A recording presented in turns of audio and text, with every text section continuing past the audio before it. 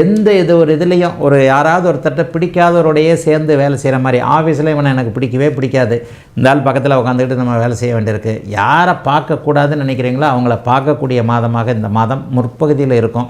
பிற்பகுதியில் அத்தனையும் அப்படியே படிப்படியாக மாற்றத்தை அடையக்கூடிய தன்மைகள் கண்டிப்பாக உண்டு. சிலருக்கு மாத வாடகை கட்ட முடியாத அளவுக்கு வருமான குறைவு இருந்தால் கூட மாத கடைசியில் டக்குன்னு ஒரு லம்பாக ஒரு தொகை வந்து அதை அப்படியே இது பண்ணிவிடுவீங்க.